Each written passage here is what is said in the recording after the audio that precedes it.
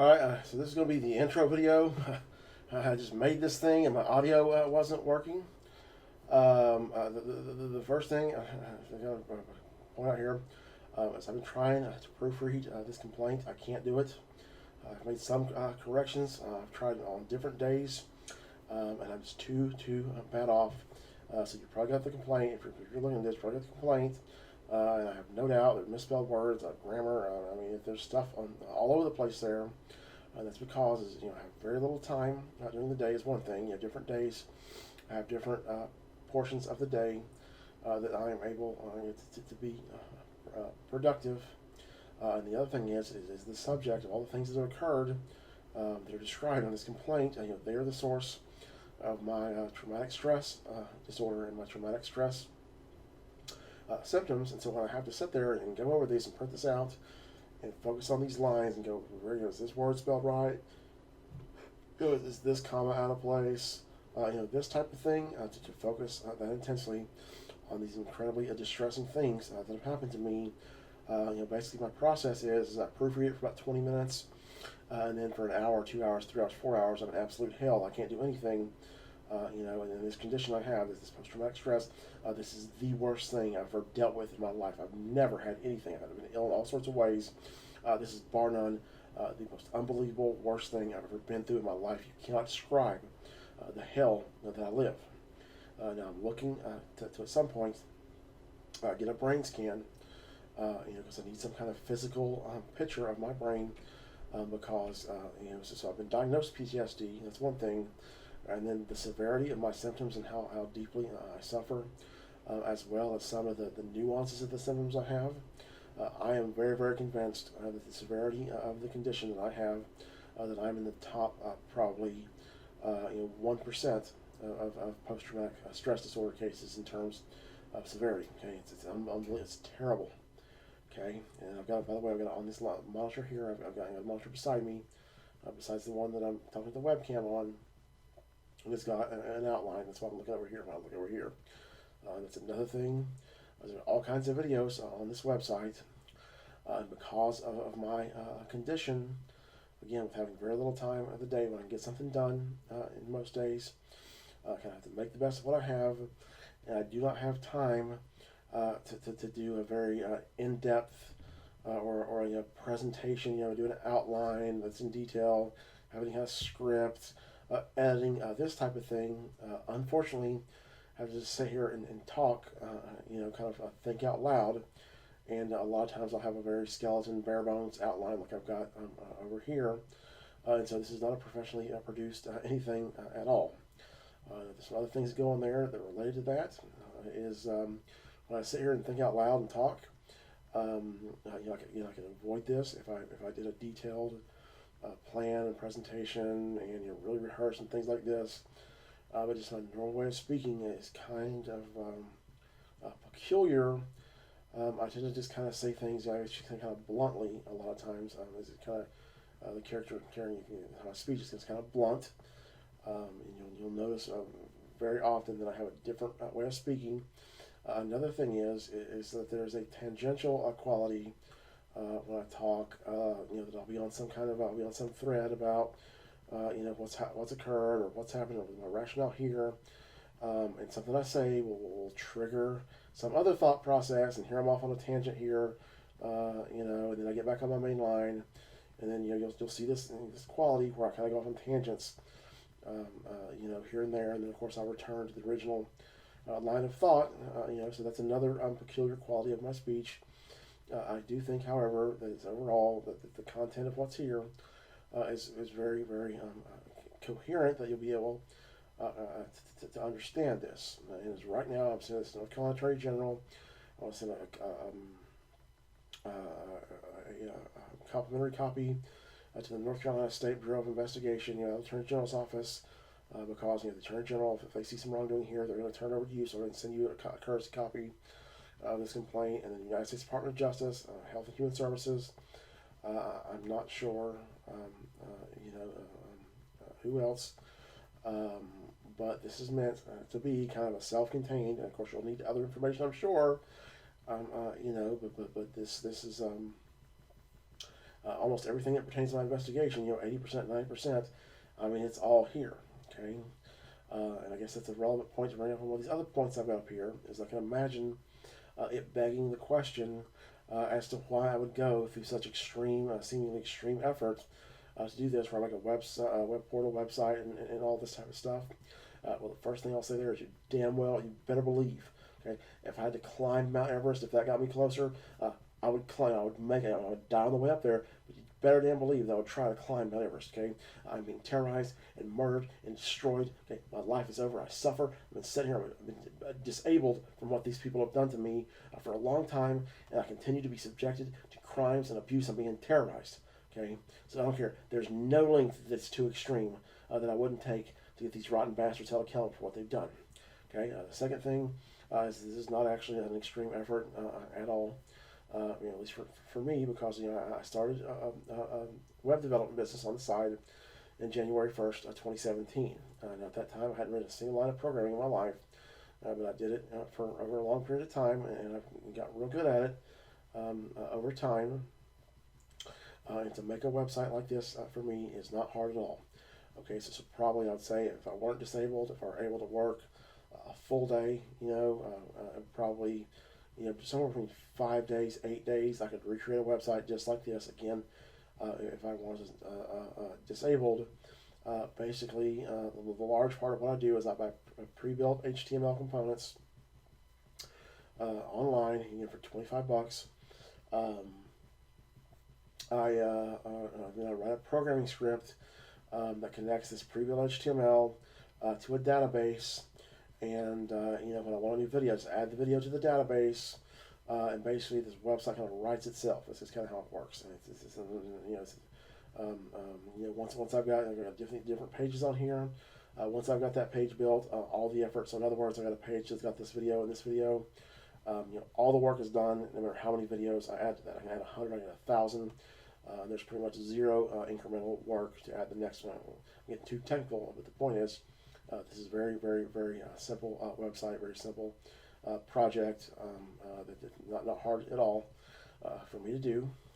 And it's, why do I do this? Well, I'm not so much sending you a complaint about something that I believe has happened. I'm sending you a complaint about something that I know has happened, and also basically turning over an investigation that I've been conducting by myself, turning it over to you. So you can think of, maybe some other agency assigns you an investigation. They're going to have all this content, all this, the events, the reasoning, what they figured out, things like this. And again, I've been conducting this investigation now since December 17. So we're approaching 3 years. So I've got a hell of a lot of backstory, content, analysis, reasoning, this type of thing to hand over. And I'm trying to be very respectful of your time. Because you got a lot to do. There's a whole lot going on. To me, this is very, again, despite the fact that I speak kind of differently, go off on tangents, things like this. I think this is overall very, very tidy and organized, and it's a very streamlined way for you to get caught up and kind of be up to speed very fast as to what has occurred. And again, I've figured out damn near everything, at this point. As to what has happened, I don't see there being a tremendous amount of work to getting something done about these people. And that's the next thing is I'm begging for your help.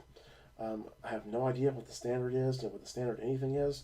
What I can tell you is I'm being terrorized. I'm sitting here fighting a $2 trillion bank and a $13 billion, $12 billion healthcare corporation by myself. They are both wanton, out of control criminals. They beat the living hell out of me. Okay, I've been having traumatic stress symptoms for a long time, particularly since April and May of 2019. I've been destroyed, and I'm not big enough to fight these people on my own. Nowhere near close enough. Okay, and part of what I need, I need these people. And again, I need them off my back. And I need to be able to defend myself. I need to be able to live. And my concern is I want to pursue these people civilly. And I don't know to the extent, again, the business as usual, you don't help with that, okay? But the problem is I've got out of control criminals that do as they goddamn please with $170 billion in the bank, okay? So I'm up against a fight that I cannot win, Okay, because again, if I take these people to court, they're going to pay off my lawyer. They're going to pay off the judges. They're going to pay off the appellate court judges. Okay, and that's how they work. Again, $2 trillion bank. I can't surveil them and everybody they ring into their scams. 24 hours a day. Again, it's an extraordinary situation. If I'm going after these people down here at some Chinese restaurant, that's fine.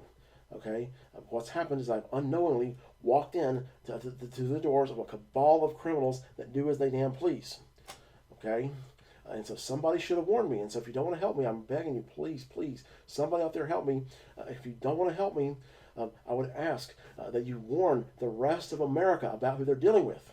And tell them that we've got a ruthless bunch of criminals that do as they goddamn please with $200 billion in the bank, okay? And that to them, you are toilet paper.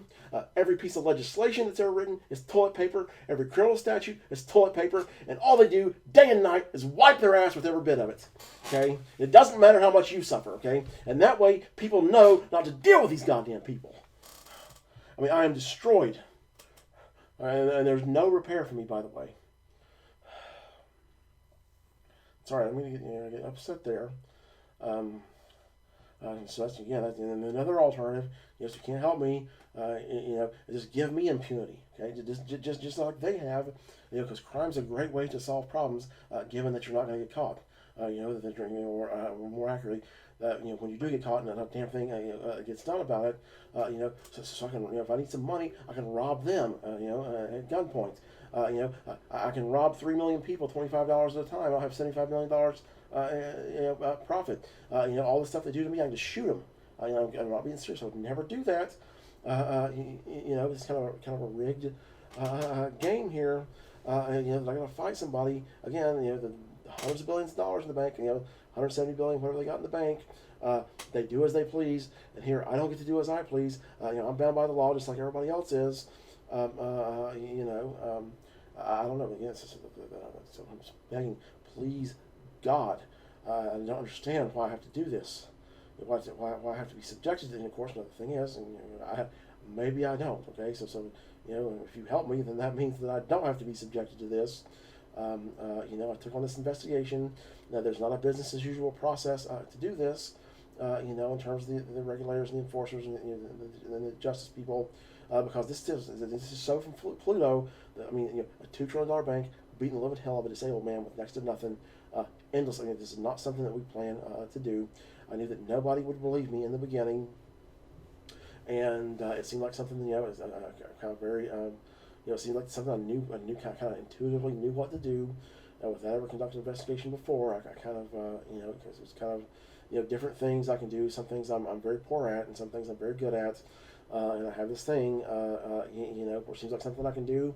I just do it myself, and that's kind of almost like a reflex. So here's another important part. Let me tell you what I don't need from you. Okay, so I have a post-traumatic stress disorder. It is horrible. Okay, it is hell. Okay, it's absolutely. I've never dealt with something so unbelievable in my life, and that is a healthcare issue. Okay, now the problem is this disorder. The symptoms are not pretty. Okay, so I sit around all day or stand around where I'm at, lying in bed, and constantly I get hit with unbelievable, horrific, terrible pain. Okay, it's an emotional pain with this shell shock type feeling. The thought that goes through my head when I get this is I want to die. Okay, I need to take my last breath now. Okay, it's a constant, very disturbing, extreme despair. Very disturbing thoughts, very disturbing emotions, things like this. And there's nothing that makes that go away. And you'll see on this website, probably in some of these videos, I'm sure that there's plenty of them where I talk in very stark. I describe very disturbing experiences, very disturbing symptoms, things like this. So right now, I'm no danger to myself or anybody else. There's nothing I can do that I have these symptoms, that are so overpowering that I look forward constantly to dying. Okay, and there's nothing I can do about that. And I have my psychologist John. He's in charge of my health care. And so again, for any reason whatsoever, good or bad, I should stay out of my health care I want to give John an ROI for anybody, these people that I've sent it to at first, anybody subsequently that has criminal, that you have criminal jurisdiction, or the ability to turn over people for prosecution, AG, SBI, etc. I'm going to give him a full ROI. You can just call him. Anything you want to know about me, any concerns you want to have, you tell him, because I'm leaving his number here. So if you think there's something that I need some attention, you call him. Okay. Otherwise, I should please stay out of my health care. I've got the situation handled as best that I can. Okay. I'm working on getting EMDR therapy. I've got this progressive relaxation machine that John has recommended that I use. I've got medications and things, like this. But again, that's not your territory at all. And the multiple reasons I give you his number. One is the last thing I need you to do is to call these pumped up criminals at Atrium Health or anybody in Charlotte. Okay, Charlotte is corrupted completely. Wells Fargo has bought off or will buy off any and everybody that I go to see over there, and I don't need to be the prisoner at will of anybody else that's committing felonies.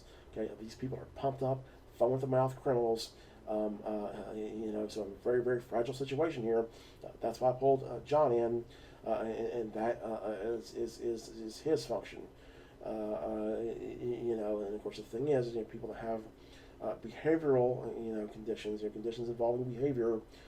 There's a very, very strong illusion among the public, that we're, that they're just regular people, just people in different professions can opine on this, and they'll say, well, hey, this guy, he needs to do this, he needs to do this. What you can understand is that diagnosing me or saying what's wrong with me or saying what I need to do or saying what's appropriate for me is equally out of the league of anybody as it would be to diagnose me with cancer if I was a patient, involving a physical disorder. That again, I've got experts that are in charge of this. Please don't overstep them. Please don't call these rotten goddamn masters who will sign off on anything. Okay, I'm living a nightmare. Okay, and the help that I need with this nightmare is not additional help with my healthcare situation. I don't need additional help. Additional people here in Charlotte, to be pumped up and committing crimes and this type of thing. So please, this is totally, again, if you're concerned, you're here, to talk about these again. There's no way out of it. I live in complete, total despair and terrible symptoms. And again, there's no making them good. Maybe over the next year or so, I'll get better, and these thoughts go away. But as of now, I just kind of have to deal with them. I kind of sit here and live through hell and be in hell, and just kind of endure through it. Okay. And I guess the point of there is don't confuse the fact that I think of these terms, that I speak in these terms, as any indication that I'm intending to do anything related to any of it. Just the same as I'm talking about robbing people. I would never rob anybody. Okay, I couldn't do that. Okay, I would never be like these people at Wells Fargo, ever, at no cost. Apparently that's the way to be because they're rich and I'm broken poor. I don't give a damn. Okay, I'll go into the ground. Ask me, dirt poor, no price you can pay for me to behave like these rotten goddamn people.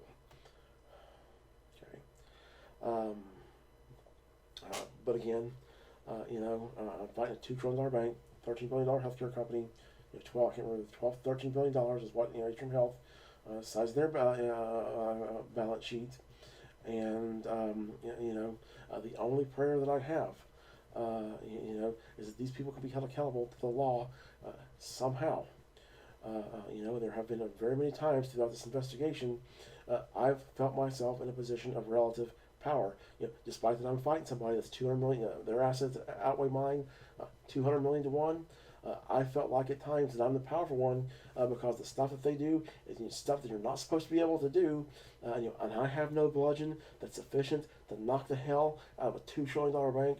There are people out there, that have them. Okay, so these people they'll pay somehow. And again, I was please, I cannot live this nightmare anymore. And unfortunately, when I have to, because the fight for me to have a life that even resembles anything, worth living, due to this condition that I have, prosecuting them is not going to cure it. So even after whatever happens to them or what the hell they've done to me, it's just terrible what they've done to me. It's not like my fight is over yet.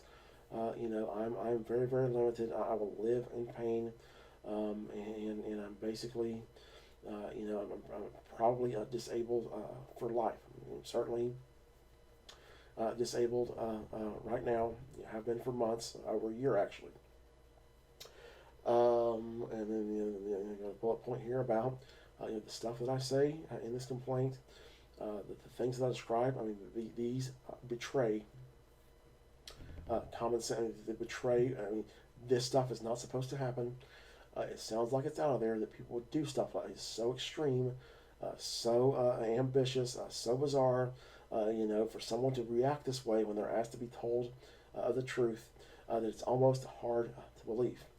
What I ask you to please do is I've got this website, I've got all my analysis, my evidence, my reasoning, go over every last bit of it, and then tell me, that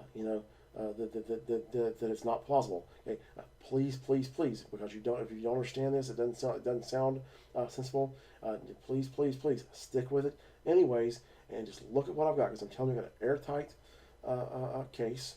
And of course, this involves, due to the nature of what's happened, the surrounding events, being that part of what they invaded my privacy was my health history.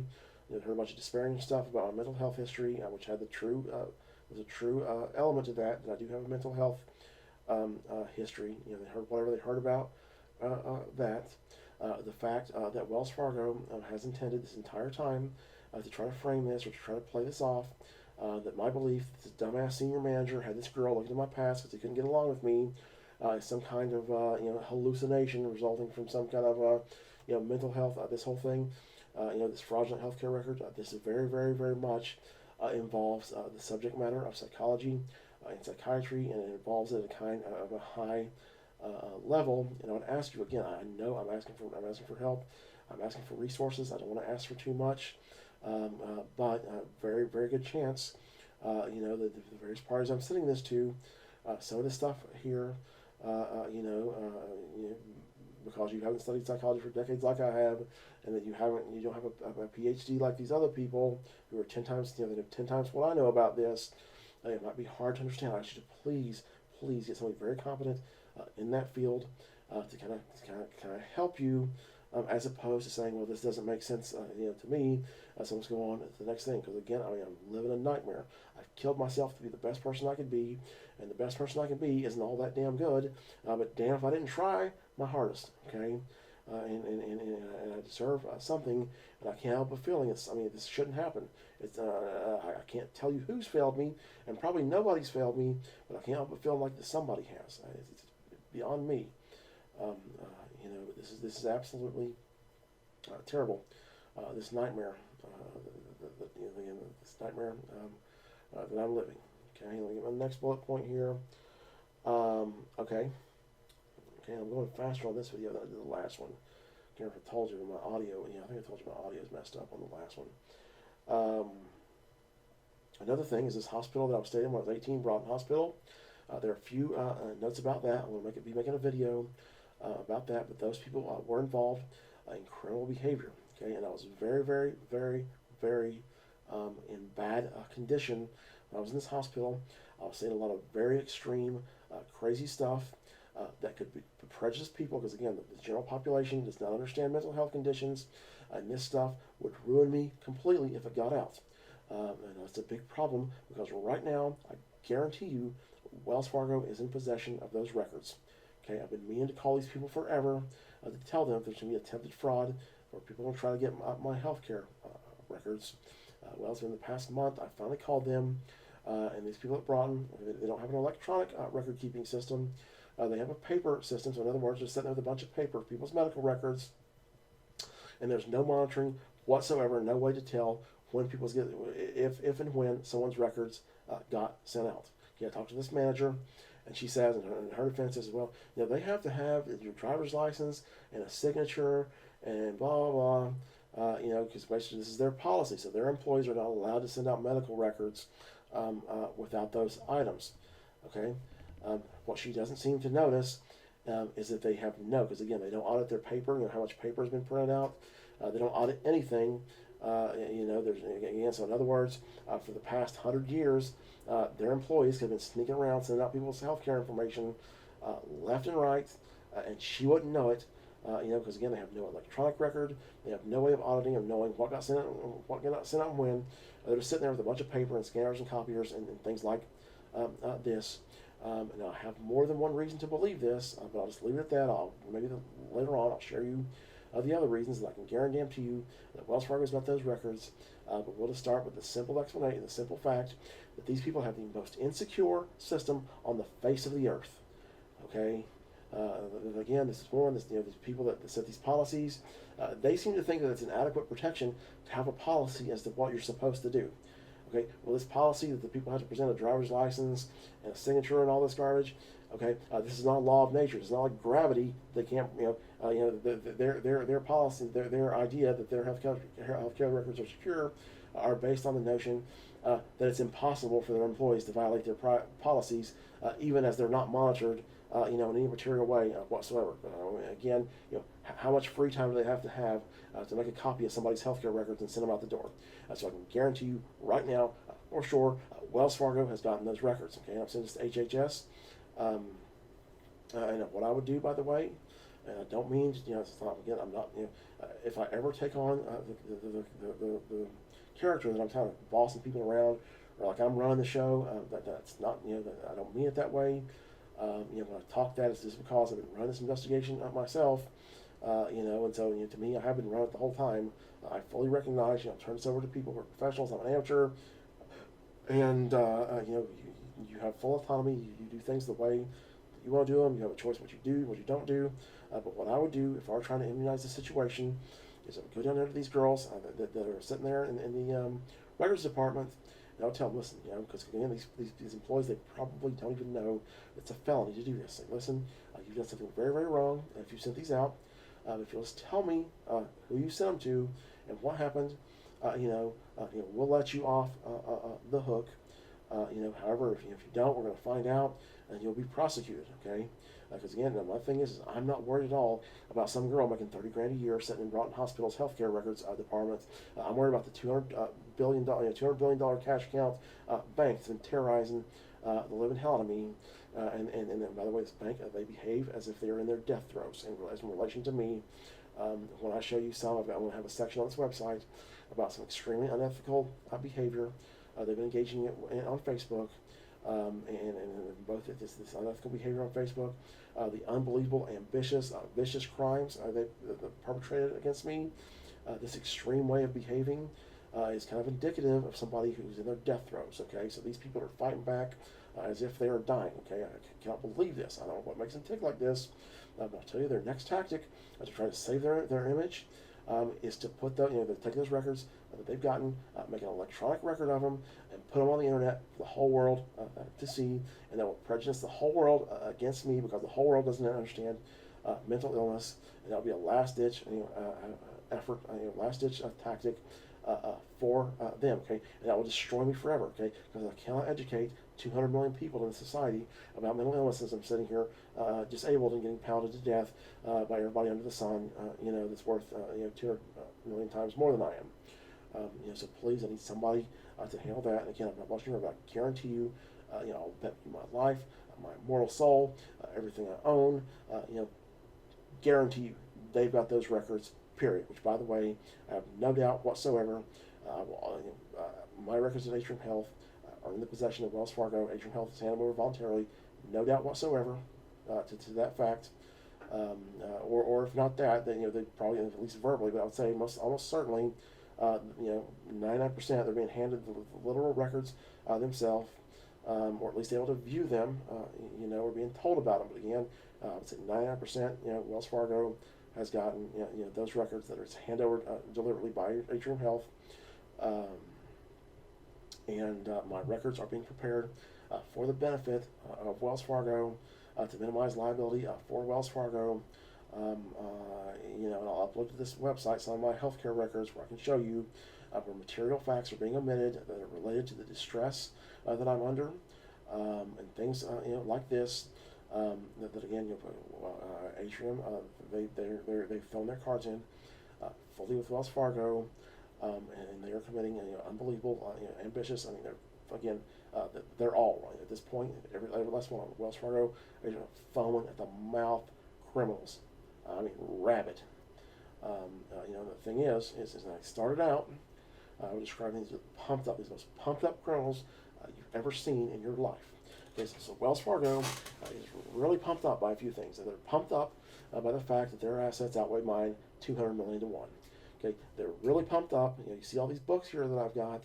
I invest a larger portion of my time in reading and learning and things like this than I invest, in going out and build a big social network of allies I can have out there in the world. So here I'm all alone. I'm mentally ill. My word is apparently has no credit in a courtroom. They're 200 million times, so they're pumped up as hell. Okay, Atrium Health is also, they're pumped up by all this same stuff. Other than the fact, their assets only outweigh mine, 20 million to one, or whatever happens to be, or 12, actually, so their assets would it be 120,000 to one if I got 10,000, just roughly. 120,000, yeah. Sorry, I don't feel like doing the math in my head right now. But again, Atrium Health, they outweigh me extremely in assets. They know that I can't monitor them. And so, what do they do? When they start getting in trouble and related to this, and related to this Wells Fargo thing, they started to cover their own ass and they're pumped up. They try to handle the situation by violating my rights and screwing me over. Weasel their way out of this crime. Of course, I get caught on that. And so now what's happened, at least in the case of Atrium, I'm not sure about Wells Fargo, but Atrium, I get the feeling that they've taken on more of a sweating bullets type of mentality, and they're kind of worried to death. Wells Fargo, I don't know if they're sweating bullets, they're still pumped up, but the point is that either one, people who are pumped up and people who are sweating bullets, they behave similarly, meaning that the people who are pumped up criminals, they will engage in extremely ambitious, extremely high risk, extremely vicious crimes. Okay, people that are sweating bullets, they will do the same thing. It's like they're trying to protect themselves from the consequences of the crime they've already committed. And what they'll do is they'll be extreme. It's like, hey, if I'm getting 5 years in prison, I might as well get 50. It's kind of the way they behave. They're trying to save the situation, and of course they're criminals, and so they do that by committing more and more and more crime. That's what I'm facing here. I've got these people that are absolutely out of control. They outweigh me. They're vicious criminals, and I'm a prisoner at will of all of them. Okay, because these magistrates, they will sign off on anything. You put it in front of them. It's gone. Okay, so they don't bat an eye. Me being teleported. This one involuntary commitment petition of me being teleported. To a hospital. Okay, that's not suspect. So you will never ever tell me that when somebody for Atrium Health, they got a PhD behind their name, they got an MD, they're a psychiatrist. If they go and fill out one of these clinician-initiated petitions, the magistrate is not going to believe a damn word that I say over them. So we have people facing years in prison who have the ability to imprison me at will without me ever committing a crime and without even having a legitimate reason to do it. And it's going to make up a reason, and they will be, they'll be believed over me. Now I'd have my psychologist, John, he wrote a letter that anybody that's processing a petition, he wants them to direct them to me. Now here, in the past 2 or 3 weeks, my mother got very concerned. She doesn't understand this condition. I speak in such disturbing terms, that she doesn't seem to get it, that there's no way for these disturbing symptoms to go away. And so she went and filed a petition. Now, the thing is, this magistrate had no reason to sign off on this because although, again, I feel all the time, I have a constant feeling for a good part of the day that it's like, the relief for me is death. Okay, when I die, that's when it's very terrible, disturbing. The criteria is there has to be a reasonable probability that you're actually going to end your life or you're going to hurt somebody else, which there's none of that with me. But again, my mom, she didn't know any better. She didn't worry about me. And so she had me a petition filled out for me to be up here to be taken to Navant Health. Okay. Now this letter he gave me, the police here, they will not follow it. Okay, and that's very, very, very disturbing. So that's another thing that needs somebody to put some fear in these damn people, to have some kind of process. That I can be evaluated by someone who knows me, who can reason, and who's not here in Charlotte, who's waiting to be bought off, or is already be bought off. Okay, Because again, the funny thing is, which is the last video that the audio wasn't happening, but I had a bankruptcy case, and in relation to this, I've been pulling laws, and from this is my bankruptcy case, been pulling laws online. They got all these PDFs, which I got sick of downloading them, so I wrote a programming script to download for me. The point is, I got all these laws, North Carolina General Statute, and the U.S. Code, and this, it's unbelievable how many pages of laws I am held accountable to. I mean, it's like over 100,000 pages, I would say, easily. Probably more than that, which is the laws, regulations, all this that are in there. But my thing is the people that write these laws, the United States government, North Carolina, it's as if they don't even exist for me. I got all these books here. I sit around and read and keep to myself. I don't bother anyone. So again, I'm not conscious 24 hours of the day of the fact, that the United States of America has got 100,000 pages of stuff, and they're sitting there poised with a bludgeon over my head for the second that I get out of line, they can punish me for my crimes, or the North Carolina, that I don't think about that, pretty much almost never think about that.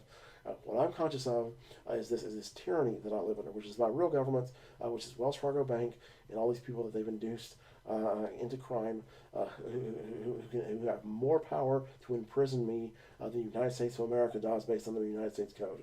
Okay, because I have to commit a crime for the United States of America to imprison me. Okay, now the way it's supposed to go is there's supposed to be criteria and things like this for when these people can imprison me, but that's out the door because this is all ink on paper because that's what it is until they're punished.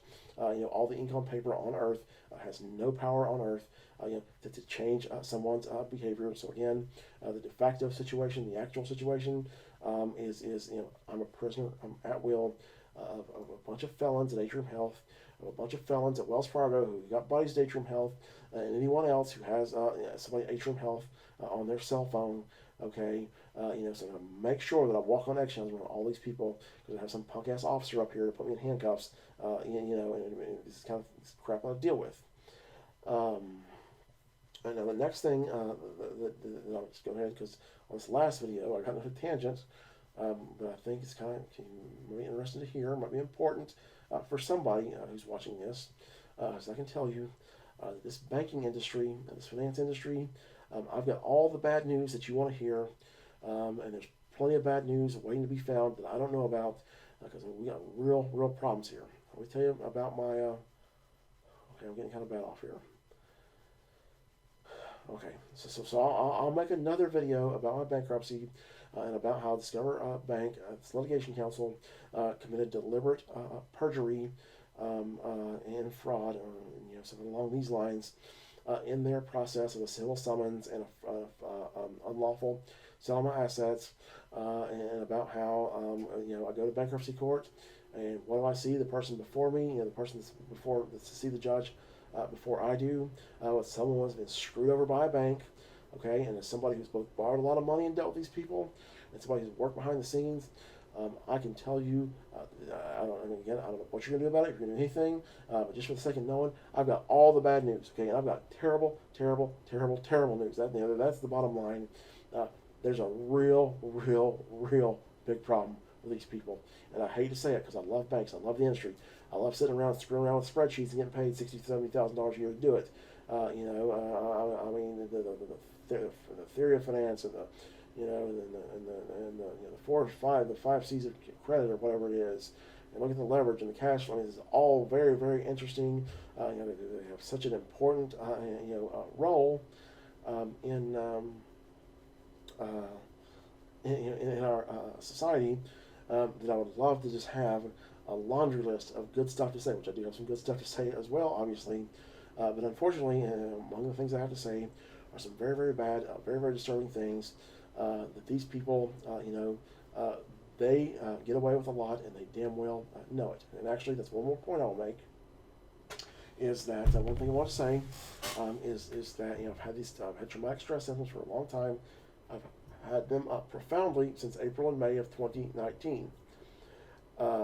And what's happened is I fell into a state of complete despair, and against these symptoms I have, what happens is when so much of my day is dominated by despair and darkness and things like this, I get in a I got into a very, very dark mindset uh, for a while, where I was in a mindset of destruction. Like, I've been destroyed. Destroy Wells Fargo. Destroy them. Destroy them all. You know, and you know, and the thing is as I've stepped back to think about this, you know, this all destruction to everybody mindset, you know, is not constructive at all. You know, that we need to, you know, in the ideal world, you know, I would like if anything's done about what they've done to me, which please do something. I mean, I can't live this. I would like if there was somehow to be a win-win here. You know, that maybe the people that victimize me, you know, that they don't come out, that they come out of this somehow better people or a better something, you know, and something good can come out of this, you know, for the public, okay? Because the way this works with both Wells Fargo and Atrium, it's especially acute with Wells Fargo, but it's the same thing with Atrium, is these people have an arrangement, you know, where there's an enormous amount of trust invested in them. We have big trust in them.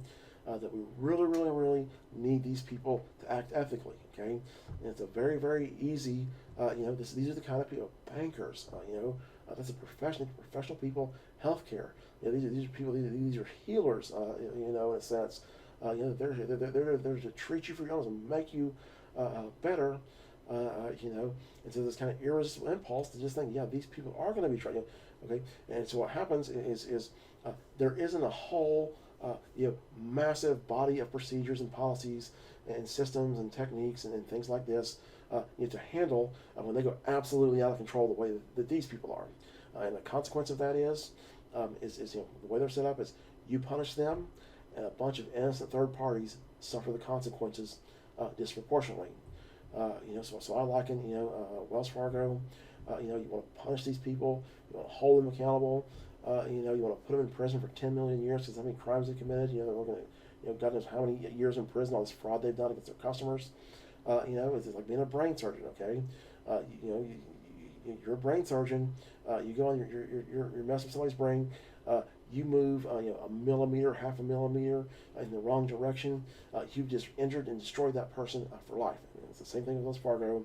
That you've got to have this unbelievable, you know, surgical precision to go in there, but you know, and fix this thing, you know, because there's collateral damage at every turn. Okay, and it's collateral damage literally to the whole freaking globe. The global economy might get damaged if you go in and try to punish these people for the wrongdoing that they never, ever, ever, ever cease.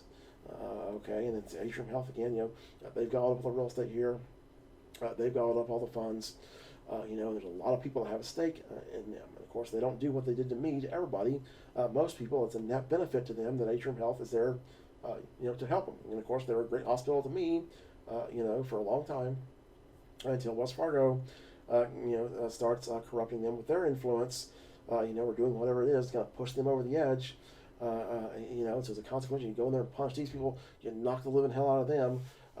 You know, and then, you know, people die, you know, or something. There's going to be some consequence for a whole lot of people that didn't deserve it and didn't have any role, you know, in any of this. Okay. Another problem with that, though, is with Wells Fargo in particular. I think Atrium Health. I think, you know, like I talk in one of my background videos here about when I was a troubled kid. You know, that you know, when you're 12, 13, 14, and you're having these severe behavior problems. You know, there's a very important distinction, you know, for the people looking over you to make between, you know, who is reachable, you know, who is able to be turned around and who's not.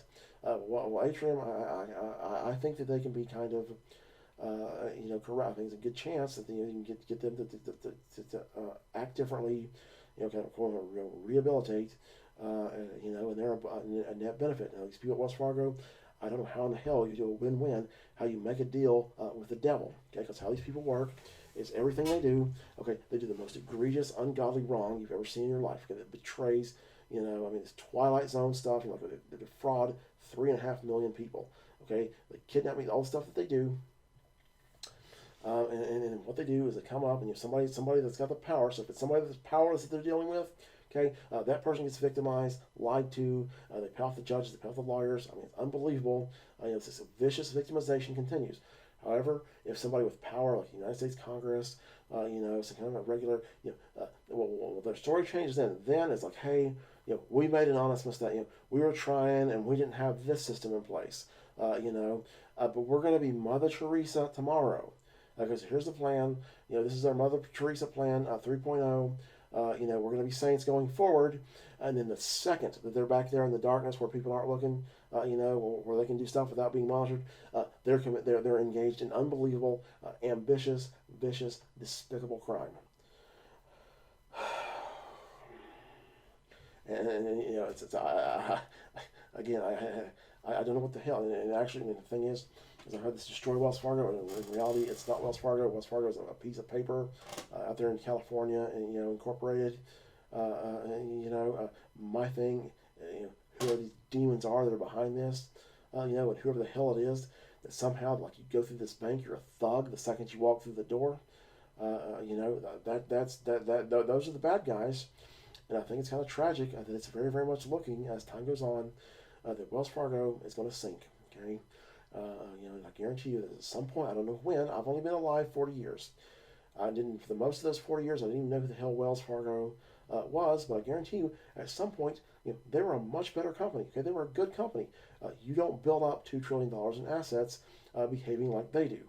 Okay, so you start your business in the get-go, you start your business, you run a business the way that they run their business, and you're going to fail real fast. Okay, 1 year, 2 years, 3 years, 5, 10 years. Of course, not only are you going to fail, you're going to go to prison. Okay, because you're not a threat to the economy. So you're not going to make a profit. You're going to take a loss. You're going to get thrown in handcuffs, and that's the end of you.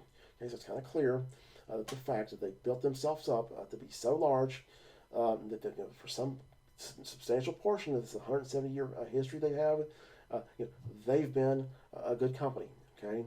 It's like right now, I saw in the news that Warren Buffett is possibly chunking his stock in them. That's a very bad sign because Warren Buffett knows about business, and Warren Buffett also, very crucially, he thinks very long term.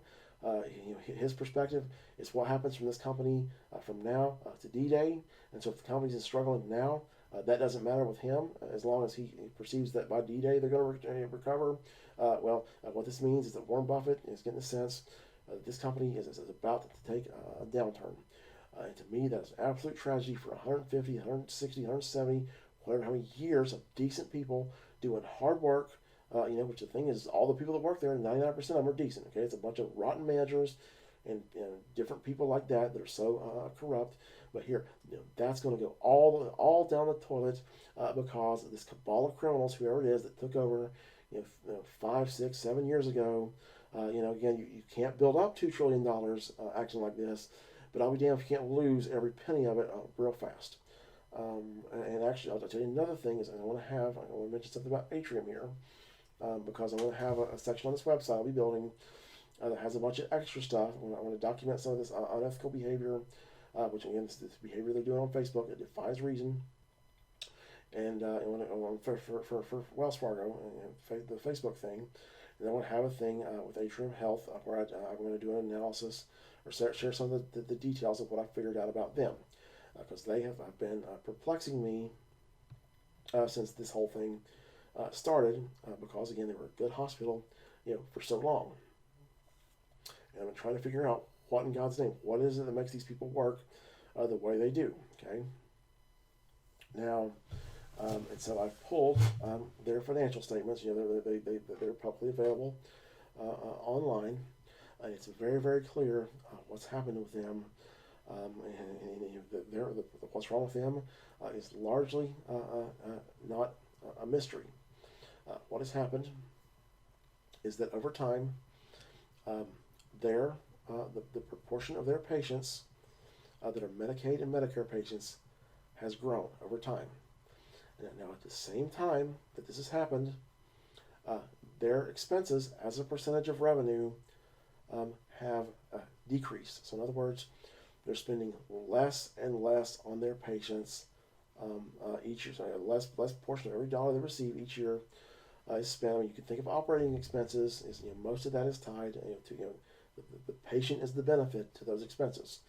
Okay, so something if you got supplies, like for instance, when I got an inpatient place. I guess that the food is a supply. I don't know.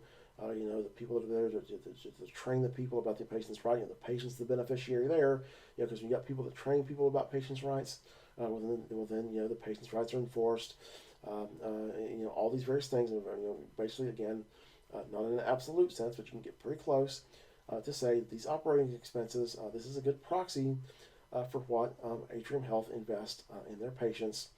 And there's one expense in particular that I noticed, and it was their personnel expense that goes down as a percentage of revenues every year. Starting about from 2014 to 2019, I believe is when I looked at.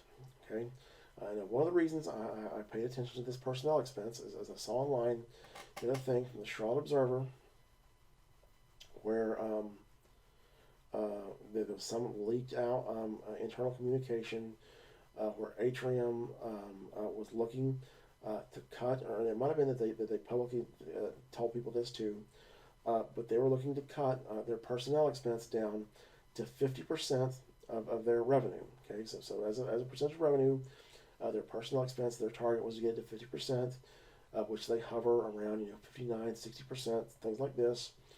And the purpose of this, their stated reason for doing this was that they wanted to benchmark these other healthcare providers like Novant Health. Okay, the first thing is this thing about benchmarking Novant Health. That's just an excuse to lower these expenses for the benefit of Atrium Health, because Atrium Health, if you look at their financial statements, it's very, very clear. They have been managed on the basis of financial performance. Okay, financial performance, I mean excess of revenue over expenses, and balance sheet growth. Okay, that has been the focus, and that they seem to have a parallel set of incentives that would cause them to be ran just like a very, very, I won't say greedy, but money-focused, for-profit corporation. Okay. And to step back again, what I'm saying is, you've got Medicare patients, you've got Medicaid, and then you've got the private insurance. Okay, so from online, what I found online is they estimate that Medicare pays about half of what a private insurer does. So the person goes into the same service, they got private insurance, and you got Medicaid. The private insurance is going to pay twice what the Medicare person pays.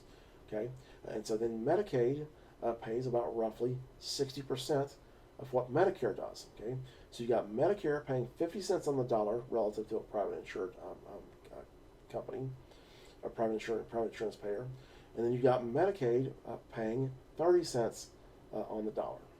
And so if you go back to Atrium Health, again, their 2014 financial statements, and you follow up to 2019, you will see that the proportion of their patients who are Medicare and Medicaid, or not the portion of patients, the portion of their revenue, Medicaid and Medicare, goes up steadily over time. And it starts out there like maybe 38%, some 40%, something like that in 2014, and then it gets up to where they're 56% in 2019. Okay, and of course the thing is again, they give it revenue. The way this works is, given that you're getting 50 cents on the dollar for Medicare, 30 cents on the dollar for Medicaid, that in other words, if 50% of your revenue is Medicare, that means a whole, it's more than 50% of your patients are Medicare. Because again, Medicare is paying you. They're paying you 50 cents on the dollar. You do the math. When somebody's paying you 50 cents on the dollar, yet this proportion of the patients is 50% of your revenue. That means you got a hell of a lot more Medicare patients than you do private insured. Okay, so then you throw Medicaid in the mix, and that's how I get that again. Over time, they're getting more and more patients, and the greater and greater proportion of those patients are Medicare and Medicaid, which means that every dollar of revenue on their income statement, their statement of revenues and expenses, every dollar of revenue represents more and more patients as time goes on. Okay, so what that would mean is that your expenses as a percentage of revenue should be going up. In other words, if last year, 40% of the people, 40% of our revenue, is coming how do I say this? If last year, 60% of our patients are people that are getting we're getting paid 50 cents on the dollar for, and this year 80% of our patients are people we're getting paid 50 cents on the dollar for. Then again, because we're only getting 50 cents on the dollar, so our percent, our expenses as a percentage of revenue should go up a whole lot. But instead, theirs have been going down, and I can speculate. I would say it's very probable that these people, some of the people they're cutting in their personnel, are people who are supposed to enforce patient rights, train their people about patients' rights. Because again, if you read in the complaint, I asked to have a number deauthorized, and I'm squinted at and looked at it until I acted like I'm stupid. Like, what do you mean? And rejected like that. But it's a felony for these people not to protect my privacy. You cannot tell me that this girl and anybody in this hospital has had one meeting, at least in their behavioral health unit, one meeting in the past 5 years about patients' rights. Okay, of course, so then, of course, they don't implement some kind of security protocol to be prepared for when this kind of thing happens. That somebody's trying to compromise your hospital, trying to compromise the records. What do you do when this is all absent? Okay, and so that's what they've done. They've managed this business for financial performance because the management, particularly the executives, appear to have an incentive structure where some combination of these things, revenues over expenses, which in the profit world we call that net income, but just call it, profit, revenues over expenses. Growing, getting bigger, that their pay goes up in some proportion to this, and that's how it's been managed. Okay, and now the thing is also related to this is that their management in their financial statements will make very, very flattering claims about Atrium Health. Okay, they will make these claims to make them out to be kind of like martyrs. So they will claim that they, quote, run a deficit in many years.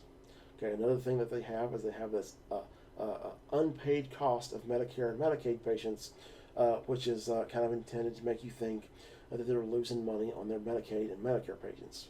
Well, I can tell you for sure, I've looked into this. There is nothing martyrdom at all, no martyrdom at all to be found in them. They are not losing money on anyone. The thing is, you can pull it against, I think it's called Emma, this site. It's a bond site where you can pull the financials. Charlotte Mecklenburg Hospital Authority, you can pull these yourself. You pull these financial statements, they're GAAP audited financial statements.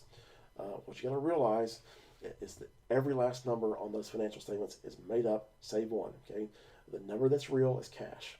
Okay, every other number on there is subject to 14,000 pages of accounting rules that you have a great deal of flexibility in saying what they are, and some of them are essentially meaningless. Some are not. Okay, so you want to get to the heart of the matter. You look at the cash account on the balance sheet. That's a real number. The balance sheet growth, and then you look particularly at the cash flow statements. So you want to judge the performance of a business. You go to the cash flow statement, because again, cash is a real number. Okay. And so on the balance sheet, you can't necessarily rely on the cash account solely on the balance sheet, because they can spend money on all these other assets, so that can distort the picture. Of course, you'll see Atrium's balance sheet swells up extremely fast over a period of years. If you go back farther than 2014, it's expanding even more. These people have grown tremendously in a fairly short period of time.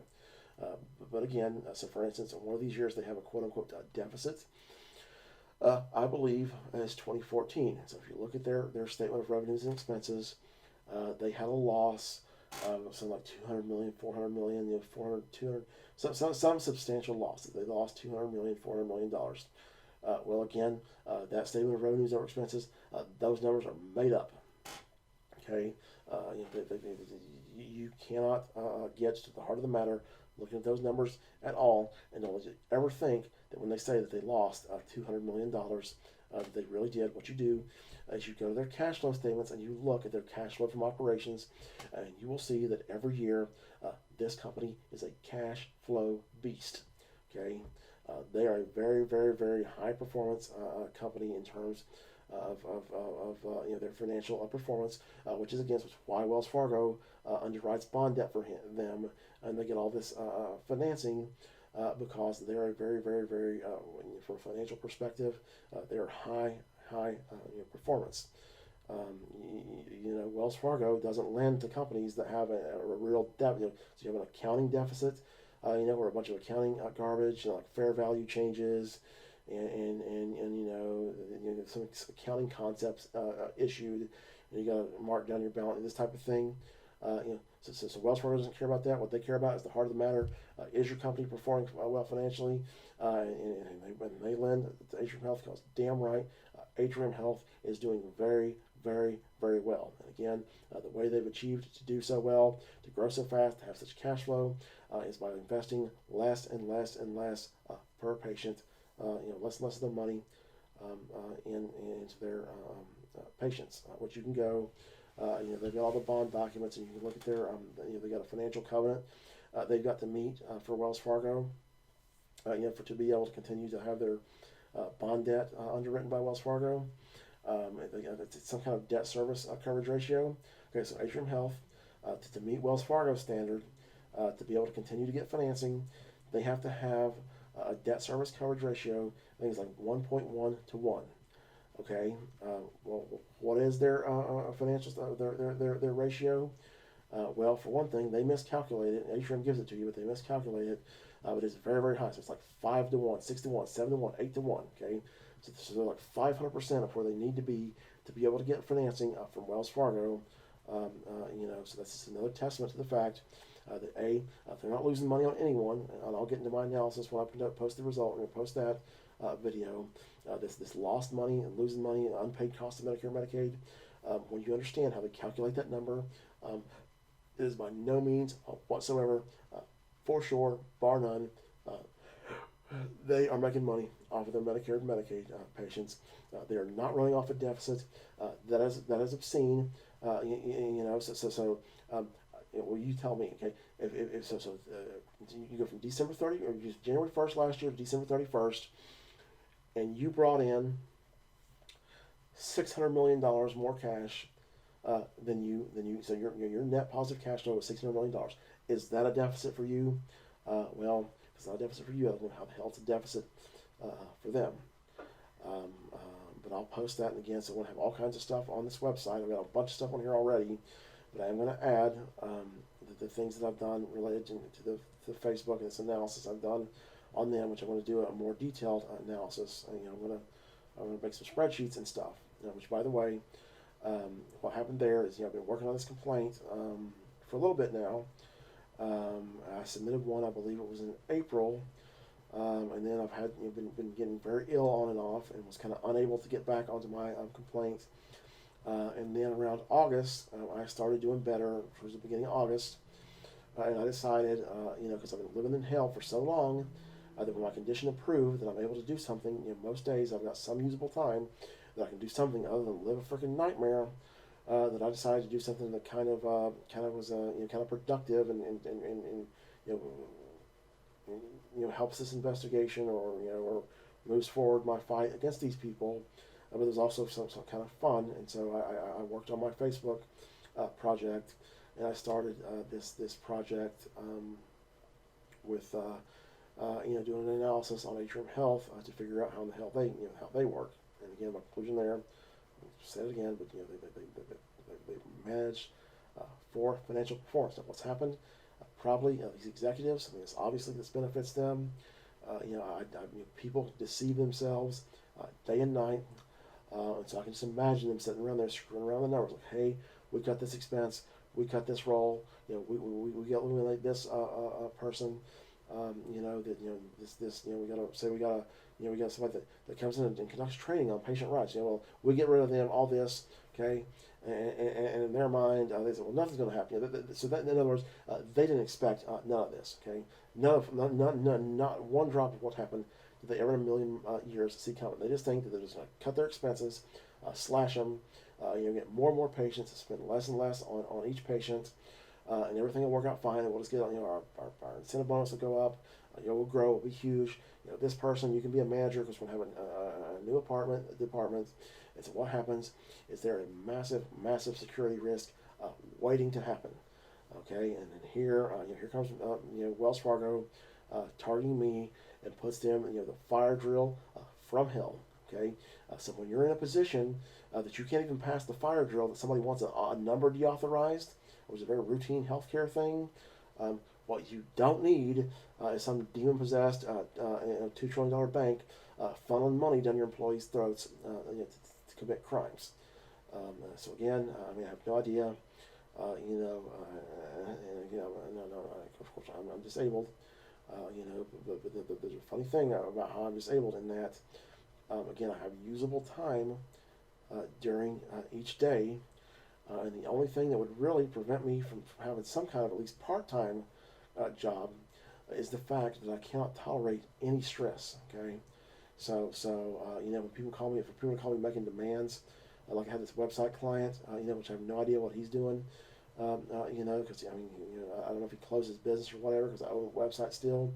There's one time in the past 6 months or so that he was making demands or something, and it absolutely kills me. I can't handle any stress whatsoever. But as long as I'm able to just kind of work on my own and not have any input from anyone else, and just kind of do my own thing, there's a good period. there's some days that I would say that probably there might be a 6 hour of time throughout that day.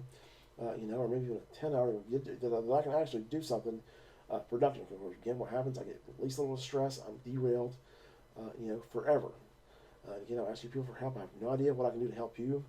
I can't make promises, because I'm destroyed as a human being. But if there's something I can do to help you, please, let me know. And I'll do my best to do it for you. But I guess that's it. I'll go ahead and cut this video off.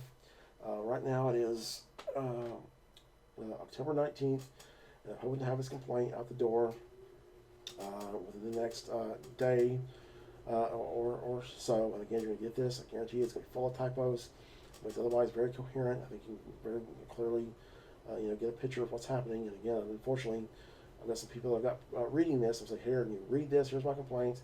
And if you notice any typos, tell me. But there's kind of no possibility whatsoever that this complaint it doesn't come to you with a bunch of typos and stuff like that. I do my best, and I'm sure despite you'll find misspellings and all kinds of stuff like this, grammar errors, but it's very coherent. You'll be able to read it and get a gist of what I say has occurred. And through this website, you should have, which by the way, here's another thing I'll tell you, because I'm going to cut this off now. But you'll see on some of these videos that this website was on a domain called bestbusinessbookreview.com. Okay, now when you get this, it's going to be on the domain investigationportal.com, and just ignore that. It might seem odd to have an investigation site on a domain called Best Business Book Review. Basically, how that works is you just go and buy a domain for $12. And you point a web server towards that domain, and all the content on that web server goes to that domain. So you can ignore that. All that. I did buy the investigation. It costs me $12. So it's another thing. These websites are very. So this website again, it's not only it doesn't take a whole lot of effort to do something like this. It's also extremely cheap. So it's a domain, to have a domain to host it costs $12. I pay $4 a month for the web server. And the reason I get $4 a month is because like you go to GoDaddy in these places, you want a real nice, a good resource, virtual private server. You're gonna be paying $30, $40, $50 a month. What you're paying for there is you're paying for somebody to manage it for you, and you're paying for a bunch of people that hold your hand on the phone when you've got a problem. And I do my stuff through AWS, which means I set up everything by myself, and I don't have anybody on the phone to hold my hand. Got AWS documentation that's freely available online. Thousands of pages. And so for one thing, I would rather do it myself anyways. I had a client that was on GoDaddy, and these people that hold your hand to help, they have no clue what they're doing. I want to strangle them when I talk to them. So first off, I'd rather do that in any case, even if I didn't save any money. But then you pile on the fact that, again, I'm saving $25, $30 a month. So again, on AWS, I set the operating system, I set the server software, the whole 9 yards. I do it myself. The way I'd rather do it anyways than have to deal with some of these GoDaddy people. And again, $4 a month there. The software I use to make these websites costs $50 a month. There's a massive collection of software that I've got. Anything under the sun related to these websites, and so I'm not out much at all there. But I'll cut this off, and please, just begging, please help me. Let me know what I can do to help you. And again, hopefully, I have no idea how to do it, but I'd like for planet Earth, and particularly, the United States of America, to somehow be better as a result of everything that's happened to me by the time it's all said and done. But I cannot live like this anymore. This investigation has consumed my life because these people murdered me, and I want them to pay, and something's got to be done. And I ask again, please, please, please help me. But thank you very much. If you've watched this all the way to the end, and I'll be making a video, you'll probably see it, you probably already saw it by the time you get to this, but I'll be making kind of a roadmap to all my evidence and how to navigate this website. I'll turn this off now.